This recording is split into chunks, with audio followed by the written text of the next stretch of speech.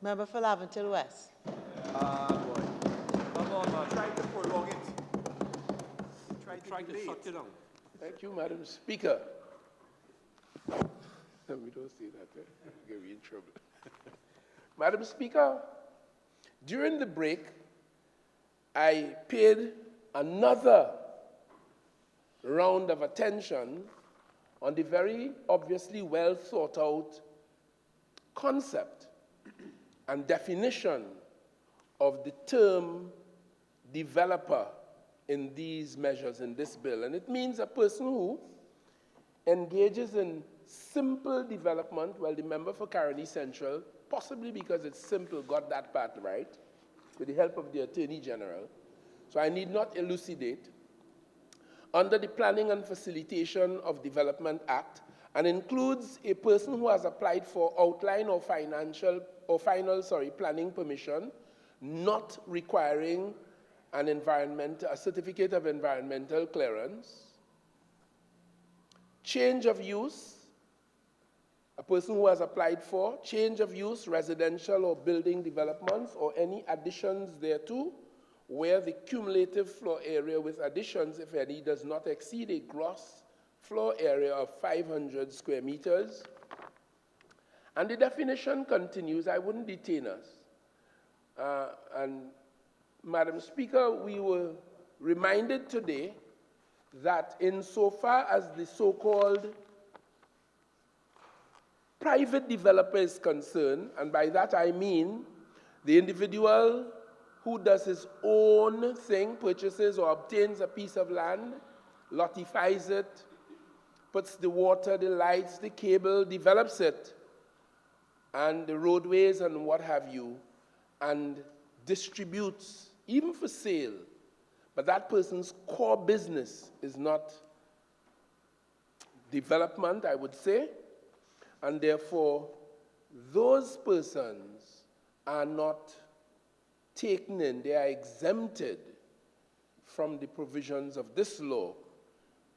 Suffice it for them that they must register that development with and register with the FIU so that another agency of the state can pay attention to the financial implications and applications of that development, because, as I said, these measures carry a crime-fighting portfolio or component. But such persons are exempted from the processes that are outlined here for those who develop beyond that. So this definition takes into account those matters.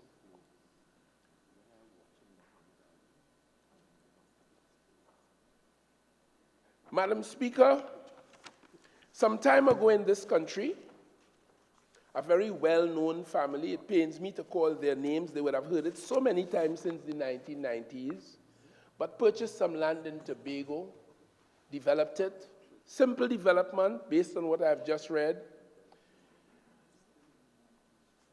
And of course, a lot had been heard and said about that in this country. I can speak about that because, of course, there was never and still remains nothing to hide. But my friend, the member for Chaguanas West, who is not in the chamber at the moment, played a very critical role back in the 90s. I was a member of this House in dealing with that particular development. And of course, the measures here today, Madam Speaker, would regulate those who would have been developing beyond that kind of development, as I've just described it, known as Land 8 in Tobago. It led all to a commission of inquiry. It led to a lawyer called Robin Montano giving evidence, leading gangs, one fellow called Skippy and all kinds of things. But at the end of the day, I read the report of that commission of inquiry, and all against the individual against whose those frivolous and horrific, I would say, allegations were made was completely exonerated. And so the story goes. Madam Speaker, the measures before us today are, in my view, very sensible and compelling. I was saying before we took the break that part of this has to do with our attempts at crime fighting, and I will come to some elements of the bill very shortly. But before we took the break, I was making the point, Madam Speaker, that a certain Christian Gokul, I'm just quoting from a deed, a registered deed based on a conveyance where a real estate agent would have been involved, and I'm just saying these are matters that may not have been within the purview of the FIU to have reported $20 billion in suspicious transactions. Young, 20, no, sorry, not 20 billion, 20 million.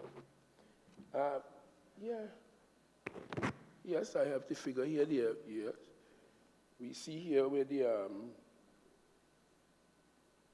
$20 billion in 2018, the FIU noted that $20 billion in suspicious transactions, and I'm making the point, Madam Speaker, that not all suspicious transactions would have been brought, and therefore, these measures before us today puts another layer of responsibility and transparency and openness on the part of those who it regulates, because once the disciplinary committee that is established under this law, and I'll come to that in more detail in a while, identifies that some wrongdoing or criminality took place, then they have a duty. It's not optional. They have a duty to report it to the Commissioner of Police or to the Director of Public Prosecutions for further attention. And I think that is very, very sensible and commendable, and I would like to congratulate the Attorney General and those who, along with the help that he got in order to conceptualize these matters. I was making the point that this young man, not known to be employed with a young wife, partner, in 2012, purchased a property cash. What's his name? Christian Gokul from the document. 800,000 paid stamp duty, and I have the deed here, paid stamp duty to the tune of $84,000. And of course, that was June 2012. In September 2012, the same Gokul bought 2 lots again in the same area. Madam Speaker, 48-1, please. I feel to the relevance, and the individual is not here. Professional misconduct. Okay, so 48.1 does not deal with the absence of an individual. And while I think we should tread cautiously on people who are absent, if it is necessary to the argument, I will allow it. On the wider point of 48.1, I see no irrelevance yet. I will allow you some latitude. I thank you, Madam Speaker. Another property in 2012 for $2 million. I wonder whether that is involved in the suspicious transactions that this legislation before us today is attempting to pick up on behalf of all of us. Because terrorist financing endangers all of us. Parliaments have been attacked. Police precincts have been attacked. Army camps have been attacked. And these measures here today are in part and without apology attempting to deal with the possibility of terrorist financing. Whether this was involved, 4 lots at $2.8 million, that's 2 transactions in the year 2012, by the same individual. November 2012 now, another one.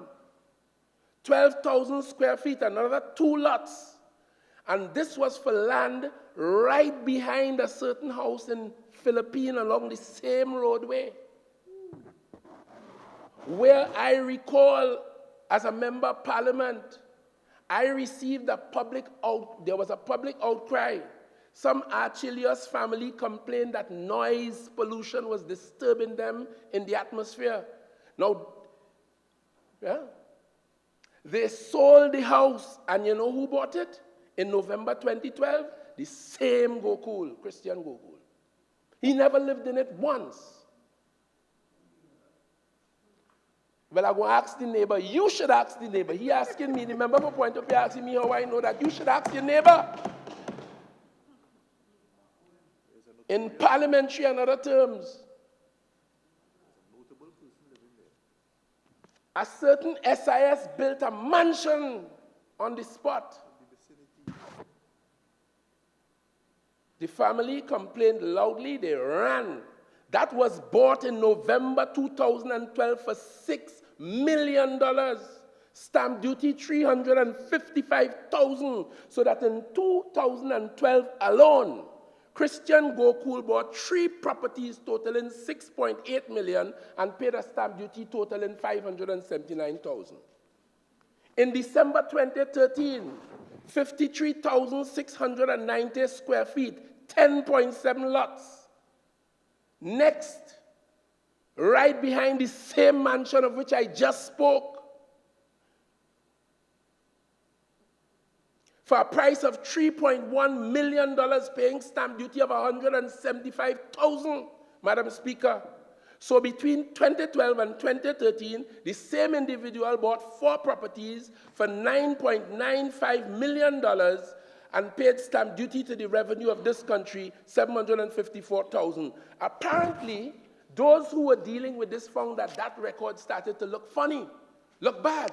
So in came that individual's wife. My inquiries as a member of parliament speaking in this house on the authority vested in me as a member of parliament is that that person was an attorney at law within 1 year of service and bought a property valued at $3.5 million, 6 acres and 12 purchases from a certain T. Mahabir. So that at the end of the day, Madam Speaker, as I conclude on this record, which I'm not sure the FIU has picked up, and therefore, in fact, I'm calling on the FIU today to pay attention to this. In those 2 years, and September 2014, that's what I told you, that one for $3.5 million, bought 5 properties, totaling 62 lots for $13.4 million, paid stamp duty of $999,000, and has not occupied or lived in one of them since then. If that is not a suspicious transaction, well, not you, Madam Speaker, I must leave you out of this. I ask this House to tell me what is.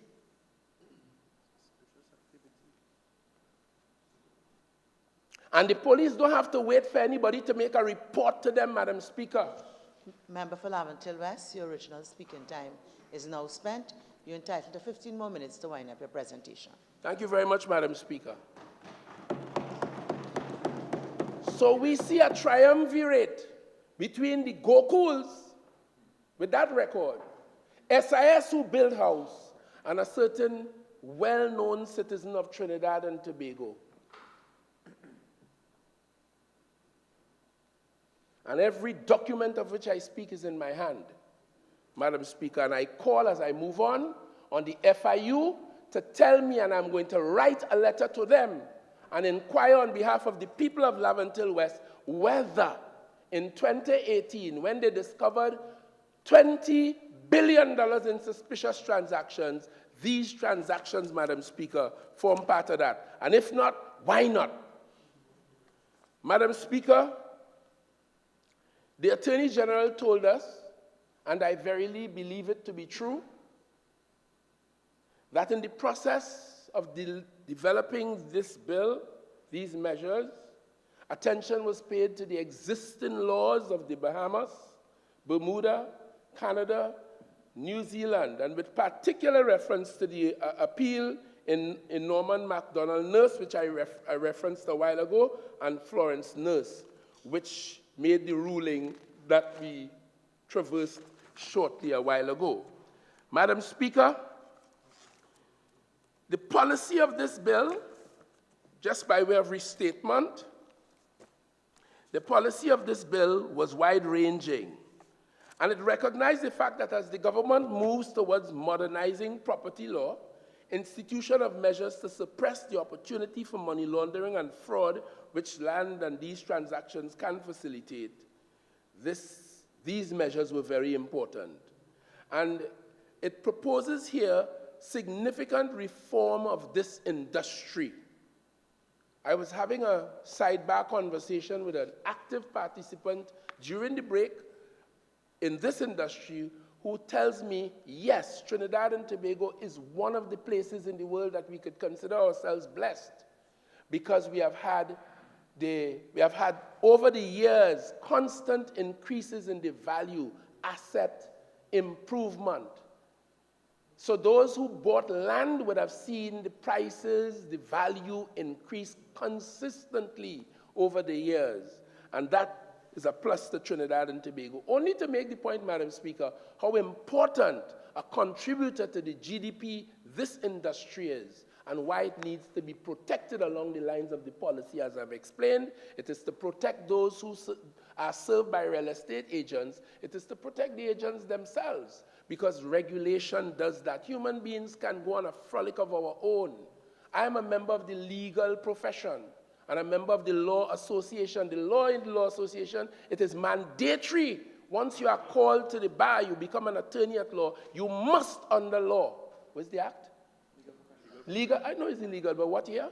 1986, yes. You must become a member of the association. You must be governed by the rules of the association.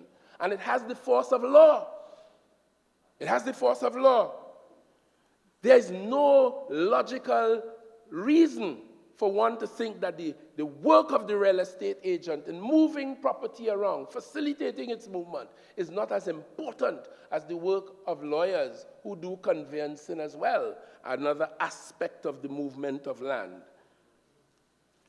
So it is very, very good.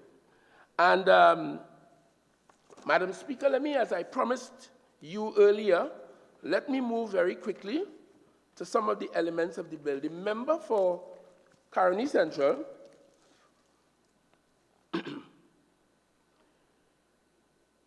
must note that in Clause 5, a person engages in the real estate business if he auctions or negotiates the sale, exchange, purchase, lease, or licensing of real property, and that definition continues. But I bring his attention to see if he engages in property management either as a consultant or as an agent. Now, Press D and HDC and the public officers, I addressed that earlier in my contribution, they are not engaged in the real estate business in terms of either as a consultant or as an agent. They may, so I'm just urging you to take note of that. That might put an end, or at least weaken the frivolity that surrounds you now, that you're taking objection to this important bill on. I am not quarreling with you because you are a man of a modicum of good judgment, and that's why I wonder sometimes so badly about you. But the disciplinary committee, Madam Speaker, established under Section 54 of this law. The disciplinary committee, very important, because what we are talking about here is ill discipline, going contrary to the ethics and the ethos and the norms and that which is expected as a person with some fiduciary responsibility in these important transactions, Madam Speaker.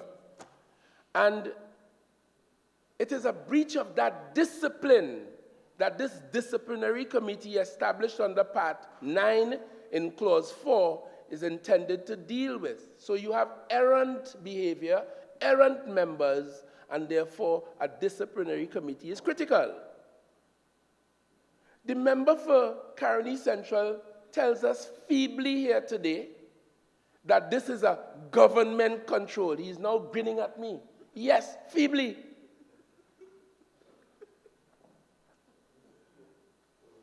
And I am, Madam Speaker, there is, and I'm quoting this, the clause, there is established a disciplinary committee which shall consist of 7 members appointed by the President, important constitutional office holder, President, and as follows: A chairman, being an attorney at law of at least 10 years standing, appointed on the advice of the Judicial and Legal Service Commission.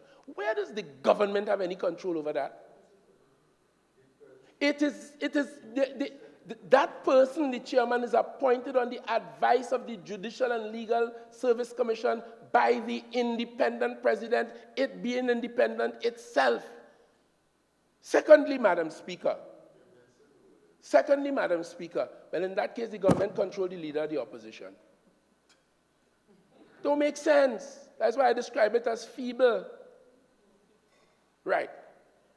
B, 3 attorneys at law of at least 7 years standing, appointed on the advice of the Judicial and Legal Service Commission again. C, 3 persons of at least 5 years' experience in the real estate business. Where would the Attorney General get to know those persons? He would make reference to the association that governs them. In the law association, in our disciplinary committee, no government don't decide who will sit on the committee. It is the law association who works that out.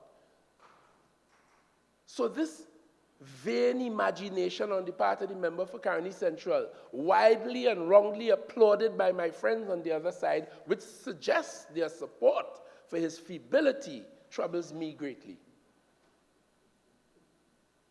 Now he's grinning at me again. Madam Speaker, Section 55(1) speaks to the functions of this disciplinary committee, and I've already established forcefully and logically how important this committee would be. The functions of this committee are to hear and determine complaints made against a real estate agent and any other matters related to professional misconduct by a real estate agent. The first point I want to make to my friend is that there are processes already to regulate the behavior of the public servants who might be involved in the business like Presdy, as I told you earlier. There's a regime for their discipline. There are regulations that govern them. This is designed to deal with real estate agents. And in subclause 2, it says, in the performance of its functions, the disciplinary committee shall not be subject to the control or direction of any person. And by person, it doesn't only mean a natural person, it means person in its widest construction or entity. So we have put into the law here in plain terms that in the performance of the functions of the disciplinary committee, it should not be subject to control or direction of any person or entity. If that doesn't give the member for Caroni Central comfort, and he continues taking this line as an objection to these measures, you can see plainly, Madam Speaker, how disingenuous my friends are and why I began by saying it is all a pretense. Clause 61 says, a member of the disciplinary committee who has a direct interest or indirect interest in a matter under consideration by the disciplinary committee shall declare his interest at the earliest opportunity and shall not participate in the consideration of or vote on any question relating to the matter. Simple but legislated. If you have a personal interest in the thing, you recuse yourself. We had a hit, very quickly, Madam Speaker, permit me. We had a member of Parliament of this House. We have our own internal arrangements here. Parliament regulates its own affairs. We had a member of Parliament who was disciplined by the parliamentary disciplinary apparatus and went to court, the annexed estate, to seek redress. And of course, the court quite wisely and properly kicked him out, forgive my strong language, kicked him out on his neck, in metaphor, and pointed out Parliament as an estate regulates its own affairs. We heard over the last few days talking about this kind of thing. Big hullabaloo about my colleague from Port of Spain, North St. Anne's West. And we had to tell the world, Madam Speaker, any time the company, he has nothing to do with it, you know. His brother, anytime. Any matter concerning his brother who's an employee of that company comes up, he immediately recuses himself. The ethical and the P&M thing to do. I think we should applaud ourselves. That's how we do the business. Huh? Yes. Yeah. And we took pains, and we'll do more, to show that in all cases of fair bidding process, everybody bid. And whether even if they don't succeed in the bid, as happened often, still recuse yourself from the level of the cabinet. But the point is, this bill recognizes, Madam Speaker, that the disciplinary committee will regulate its own affairs, and if a member has a personal interest or a direct interest, we also had to come to this parliament and chase us. That's a different story. Madam Speaker, I shouldn't use the word chase, ask this House to remove a member from a committee when he would not do that, having been detected to have a personal interest. It is all ethical, but I would commend the Attorney General, because on this case, while it is ethical and proper, and one might assume that it is good for everyone and we would accept it, you put it into law. We maintain high standards. Put it into law. Always.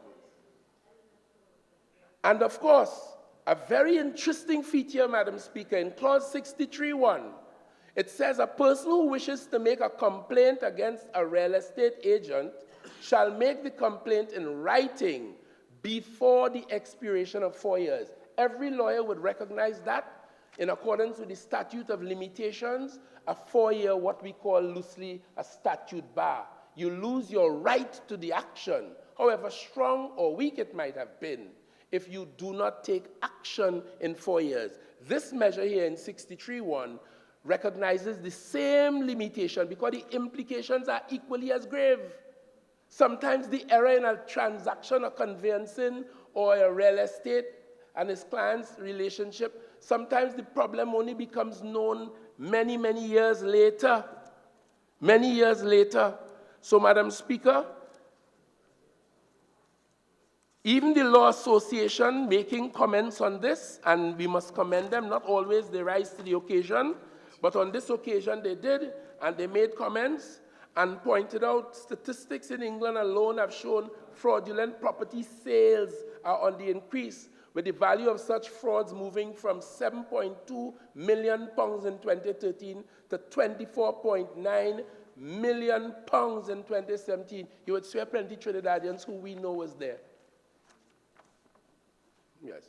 So, Madam Speaker, the situation is in front of us. My time has run.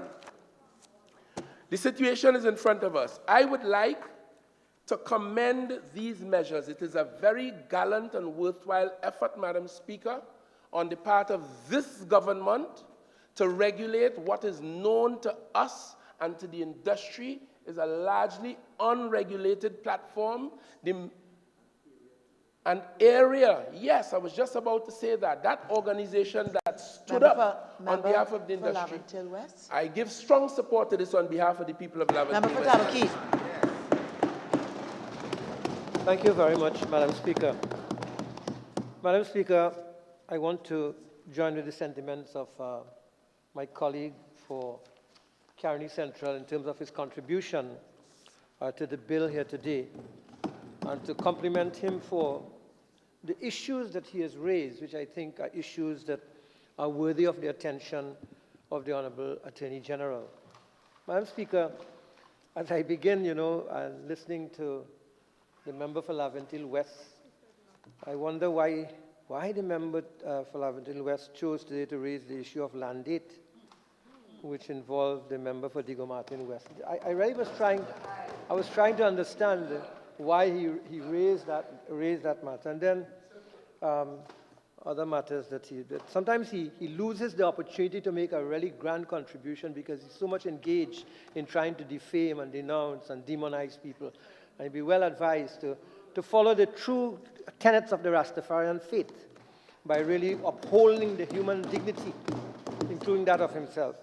Madam Speaker, I want to begin by complimenting all those who worked on this bill and bring it forward. But I also want to state something perhaps that might not be known here, that I have a little bit of history with this whole matter, and especially area. While I used to be the academic advisor at Roy Tech, and while I was there, it was in 1993-94, members of area then, which included its president, Mr.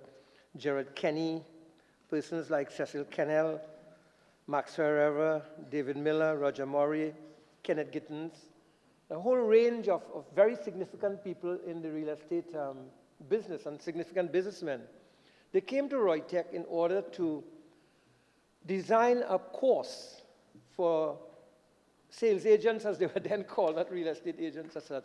And I'm very proud to say that after 30 years, and that effort that started there at Reutech, it has emerged to what it is today. I compliment Area for this. Because when a group of professionals in a society, citizens of a society, can move to self-regulate their profession, I think that sometimes is bigger than having laws to regulate. Because in my view, always self-regulation is the most important form of regulation. But it is a fact to me that there is need for regulation of real estate agents or the industry to protect buyers of properties as well as to protect sellers and agents. The Honorable Attorney General made reference to certain court cases which, are part of our own jurisprudence. The case of two particular cases stand out in our laws. One, the Mangal Singh versus Juman from the Court of Appeal of Trinidad and Tobago. And there is also the other case of Angela Atong and Diane Hunt. And it will be very interesting to read the contents of these two cases from our own local courts, because they do tell an important story about, the role of sales agents, as well as the role of the persons who get into a relationship by, I don't want to use the word, but if I use it in an inverted comma, employ a real estate agent to sell a property. And, it's very clear how much there can be misunderstanding unless you have clear and proper guidelines in terms of contractual relations. And in one of these cases, in fact, some of what Area had developed has been referred to in these particular cases. So Area has done quite a lot of good work. And the fact that the court, looked at something that they had developed in terms of a standardized agreement, I think is something that should come out of this law also that we are dealing with, standardized agreements. Because the fact is that a lot of people have been defrauded in this country by sales agents. A lot of people have been defrauded. There are very few people, really, who know what it takes, what they should be clear about before they buy a piece of property. Madam Speaker, before I go further, let me just state in relation to something that the Attorney General said while he was speaking, making reference to me. And I think it's important that I say this because I have been a developer since 1983. Not now, since 1983. But I also want to put on record that I am registered and I have a certificate of registration with the Financial Intelligence Unit of Trinidad and Tobago, and the registration number is RE/LB/268/2019. I am registered. I think I ought to put that on the record because so many things are said about developers like myself because we are politicians, not recognizing that contrary to what the member for Laventille West says, we do have some personal ethics and integrity in terms of what we do. Madam Speaker, there are unscrupulous real estate agents in this country. In my own private business, people come to me to buy properties, of course, and they have actually paid to real estate agents monies for properties and have gotten a deed for the property, but when they go to borrow money from the bank against the property to build a house, and they get back to town and country, they realize that what the person had is an outline approval but doesn't have any final approval from the particular agency that is important. Now, Madam Speaker, if you are a developer in this country, and for the benefit of people who are listening, if you're buying a property, you ought to be sure that that developer has town and country outline approval, that they have the approval of the County Medical Officer of Health and the Public Health Inspector, that they have the approval of the Ministry of Works and the division of drainage for the quality of the roads that is built to the standard of the Ministry of Works, as well as drainage. That they have design approvals and final approval, including inspection and testing from WASA. That they have approvals for the fire hydrants that are installed only after WASA has tested. And by the way, Madam Speaker, there are only 3 or 4 persons allowed to sell approved fire hydrants in Trinidad. That they have approval from the Regional Corporation Building Inspectors Division, and then finally from the council. And a lot of people don't know that. And a lot of sales agents take advantage of the lack of information that people have, and people think they have bought a piece of land which they could go and borrow money against. And they sometimes spend a lot of money on these lands, and then they cannot get a mortgage to go ahead with their development. So I wanted to say that and put that on the record, because, you know, if we are talking about education, as my friend Fitzgerald Hinds will speak, you know, what is contained in the education, in the particular course that has to be developed, you know, we must be sure that agents and so on are really and truly educated about what they ought to provide. And that the law in itself, when we talk about accredited courses, that the courses are truly accredited, but accredited not just from the point of institutional accreditation, but from the point of view of the content, and that the content meets the requirements of the customers, or both purchasers and customers.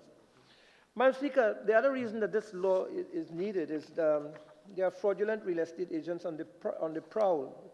You know, there's a very important article, Thursday, March 12, 2020, in The Guardian, where, you know, it says people selling properties in Trinidad need to ensure they are dealing with reputable real estate agencies and agents.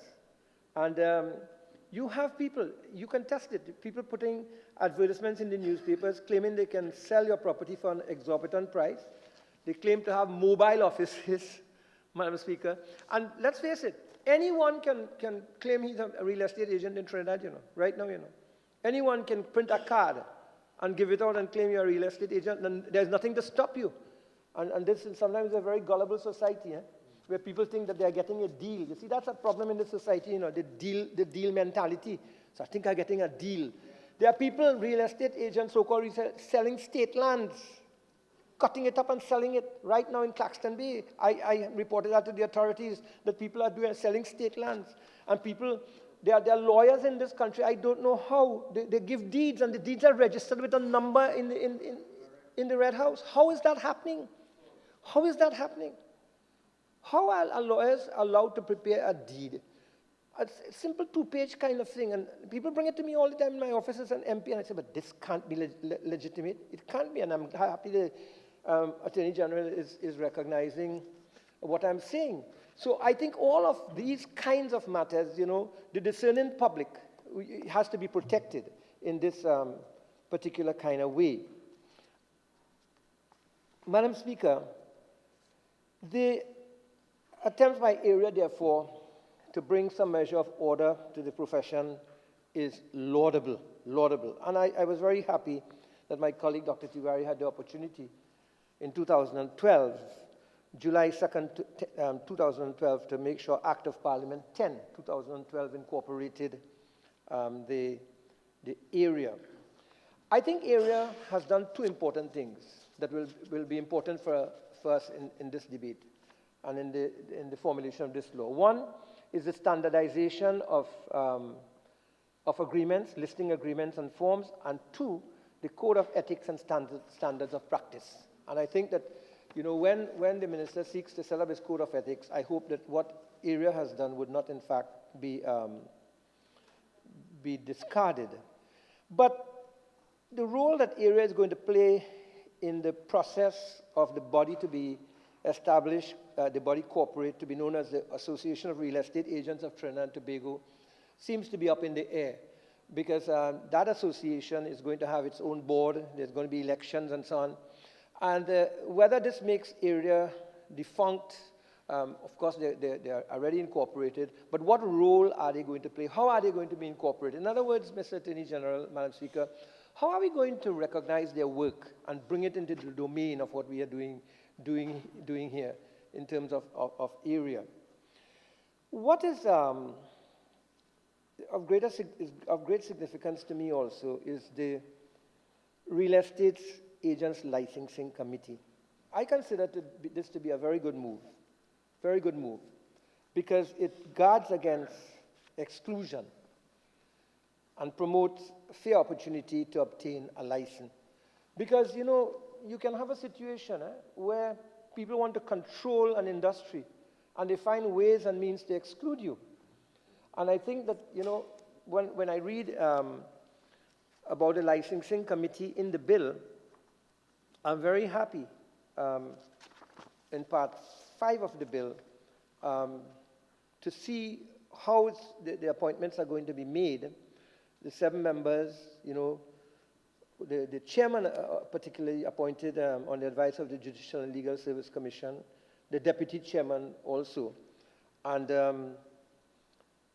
a person with experience in accounting, business, and finance nominated by the minister, and 2 persons each having at least 5 years experience in the real estate business nominated by the minister. That provides me with a little bit of concern, like it provides my colleague, because, you know, you want to know, are the real people in the profession going to get in here, or is there going to be any kind of veiled discrimination in terms of who are going to be chosen by the minister in this regard? Of course, we have to trust the judgment of the minister. We trust that there's going to be fair play. But I really hope that the experienced people in the industry, the people with the talent, the people who can make the contribution, the people who have labored and are going to be the persons who are really chosen by the minister to be nominated as part of the licensing committee. You know, clause 32(2), in the performance of the functions, the committee shall not be subject to the control or direction of any person. And I found that, you know, that why is it that we needed to put that clause in? You know, what were we trying to really protect? You know, I found that it's interesting that that clause was placed there. The committee shall not be subject to the control or direction of any person. Are we recognizing somehow that in this country there is a contact society, and that there's discrimination, and that people are unfairly treated, and what have you? I think that is something important. But I also note in section 38, the association shall, and here we talk, shall be provided with the committee, provide the committee with a secretary, staff, and services as may be required for the efficient performance of its functions. Now, that is something that I'm worried about. Is there potential for conflict here? Is there potential for conflict? The Association of Real Estate Agents is providing the committee with secretary and other staff. Should the licensing committee be totally independent of the Association of Real Estate Agents? And should it be funded by the government as an truly independent committee? And why should the Association of Real Estate Agents be the one who is providing the secretary and staff? I asked the question, Mr. Attorney General. Maybe there's a reasonable explanation for it. You know, what prevails now in terms of, for example, surveyors and doctors and pharmacists and so on? Maybe you're more accurate with the law, and maybe you'll be able to say something about that. Now, the other matter that I want to raise is the matter of the objections to the issue of a license.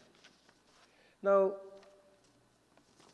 nowhere in the law here have I seen that a person whose application is subject of an objection, does the person have any right to know who makes the objection or who has made the objection?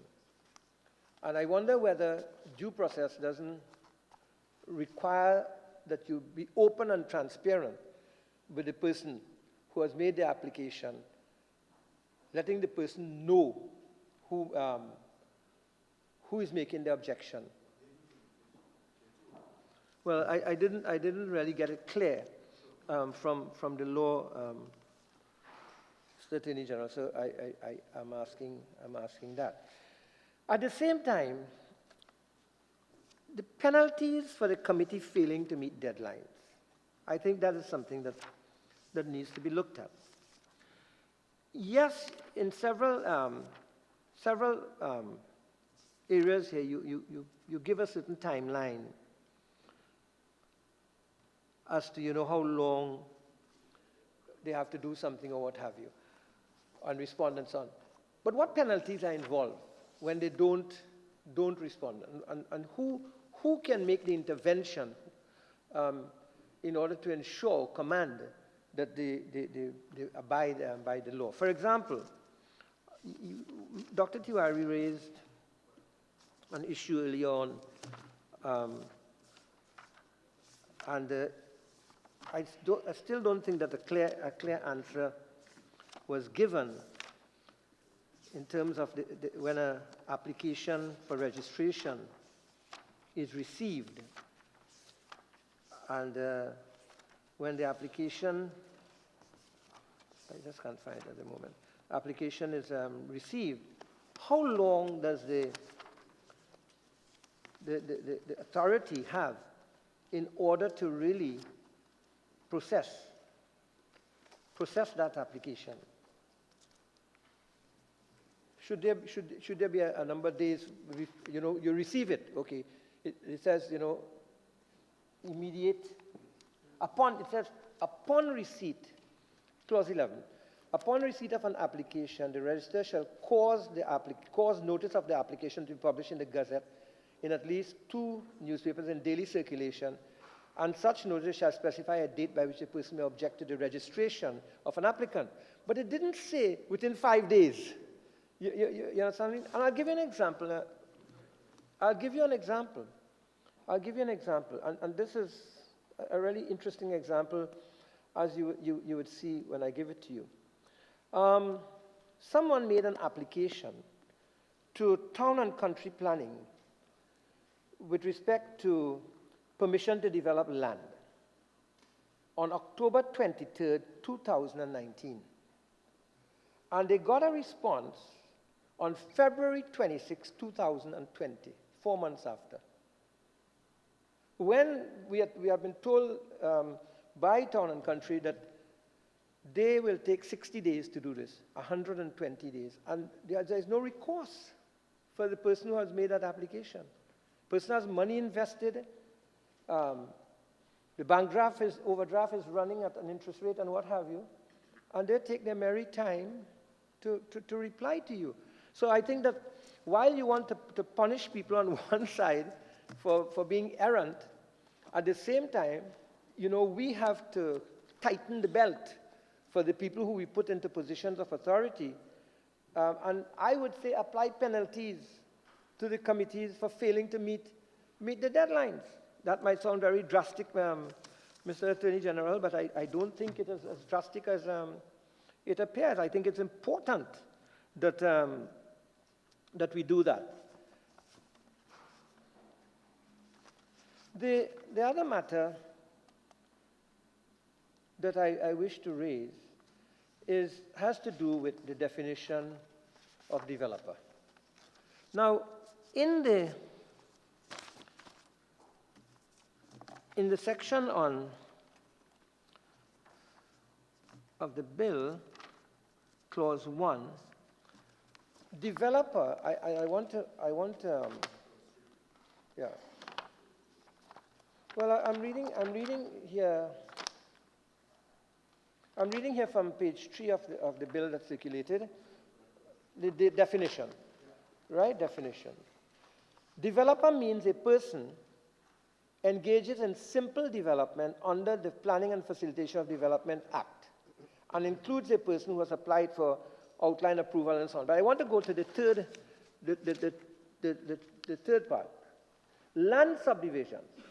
including engineering operations comprising less than 20 plots, provided each plot falls within the range of 465 square meters, about 5,000 square feet, right? And 800 square meters, inclusive of about 10,000 square feet. Okay. Now, so this person is a developer because they're engaged in simple development, 20 plots and under, 465 to 800. But then look at the other one now. Has subdivided land of which he's an owner for the purpose of selling more than 20 lots, where each lot measures a minimum of 800 square meters. So what does this mean? There's something that is not clear to me here. Maybe it's clear to you, but it's not clear to me. Yes, sure. I thank the honourable member for raising this. We intend to amend this definition. It is not reading right, and as Carney Central pointed out, and we ourselves observed, we want to capture all. The mischief to be captured here is really owner or part owner. So we take on board your recommendations. They accord with what we're thinking about as well, and we'll certainly come up with a different draft in the short space of time that we have. Okay. Thank you. And in that regard, I think it's important for you to look at other legislation, in particular India, which has a definition of developer, and there's one other place that I was researching that also has a definition of developer that I will give it to you, AG. I'll find it and give it to you. But I think it's important to that. I'm very happy that you're picking that up. Now, the other point is this. You're talking about lots, 5,000 square feet, 465 to 800. But Caribbean Housing in central Trinidad, they are developing lots, 3,300 square feet, 3,500 square feet, as far as I understand. It's advertised for sale, that I saw it. Where does that put them in terms of this legislation? In addition to that, I'm unclear in this legislation, because it says here, it talks about the sale of lots. Lots. Now, what is the definition of a lot? Does a lot mean a property on the lot? Is that no? So, does a developer? Sorry? A developer? Well, that's what I'm going to ask. I'm asking for clarification because, I mean, it's important that law is very clear. A person developing lots and houses on the lots, you see, it makes one feel whether that person has to get a sales agent, a real estate agent, sell those properties, or whether the person can sell it for himself or herself. Yeah. Thank you, Honourable Member. The intention is other jurisdictions actually have developers and self-owners regulated by a much larger piece of law. So our intention is to accept out the owner, who is a developer, and we'll attend to the definition of developer, and we will come with a second piece of law as we develop it in conjunction with the industry as to how, if you're self-organizing. So to answer your question, it's intended that the developer will be able to do everything by himself. If he does get a real estate agent, well, then the law catches that person. But if he's doing it by himself, it's a different circumstance. All we want is a notice so that at least it's on the register to say, I'm not an agent to whom this law applies because I'm a owner, part owner, or developer. It's clear, because there's going to be a register of developers. And I agree with that. I think that's very, very important. Just like, I mean, at the same time, one is has a FIU certificate. I think it's important to be a registered developer. So, Mr. Attorney General, you're saying that a developer does not necessarily need a real estate agent or the services of a real estate agent to conduct his or her business as a developer. I think that's confusing a lot of developers right now. In fact, I got about 4 calls before the lunchtime today to clarify this in the whole scheme of things. So I think that's an important thing that we can clarify. So we're going to amend that. Now, in the Register of Developers, for example, it is said there that the Registrar General may seek, in clause 15, seek additional information as may be required Part 2, a private register, such additional information as may be required by the Registrar General. The law doesn't say what that kind of information is. Is there a reason why the law doesn't state or give an indication of what kind of information will be required by the Registrar General? I think that is important to be clarified also. In general, I think that it's important to have this legislation. I think it's an important bill. I also think that there should be given opportunity to a lot more people to bring their views forward in this bill. Attorney General, you said when you were speaking there, you had listed about 700 real estate agents in Trinidad, and area just has about, maybe in total, maybe 200 persons. Now, what has happened to those 500 other persons who are operating? Do they have views like the member for Caroni Central said, today when he consulted? Is it your intention to go out and get a wider consultation? If you really want to bring everybody in the ambit of this law, may I ask? Thank you again, and again, I want to sincerely thank you for giving way on this many occasions. Just to clarify, because area only had a couple hundred people registered, I took the bush approach, quote unquote, I'm using Trinidadian parlance, to go to the company's registry to see how many companies were listed with the name real estate or real property attached to it, and that's where we got the 700. So it's not that they are necessarily real estate agents. Anecdotally, from the banking sector, we get information that there are actually hundreds of people involved in it. We have had this in discussion for 2 years straight. We went through the Law Association, the Bankers Association, area, a number of entities. But like with most bills, you tend to find that it's only at the end that people really wake up when the message comes in. I could tell you now, we don't intend to finish this bill today. We want to marinate just a little bit further, take on board some of the conversations that we've had here, and certainly the comments coming from area yesterday, which again are important. They in fact here with us this evening paying attention to what we're doing. So just thanking you again for giving way to allow me that. Honourable Attorney General, the last point I want to make is that I don't necessarily agree with your matter of 3/5 majority, because I do believe that in the concept of freedom of association, and how we seek to circumscribe freedom of association, is subject to interpretation. I know you quoted certain cases and laws and opinions and so on. I respect that very, very much. But at the same time, I don't necessarily agree with all of that. So I am in support of the general purport of this bill. As I said, I have a Member for Tabakit, your original speaking time is now spent. You're entitled to 15 more minutes if you wish to complete your contribution. Please Madam proceed. Speaker, I'm virtually finished. I simply wish to state that I'm in support, general support of the bill, but I'm happy to hear that the Attorney General is going to spend some more time in terms of ironing out these areas. Thank you very much. Leader Leon? Yes. Thank you very much, Madam Speaker. Madam Speaker, I beg to move that this House do now adjourn to Friday, the 20th day of March 2020. At that time, we will conclude the matter before us. When that is finished, it is the government's intention to resume debate on motion number 1 on the private security industry bill. Thank you very much, Madam Speaker.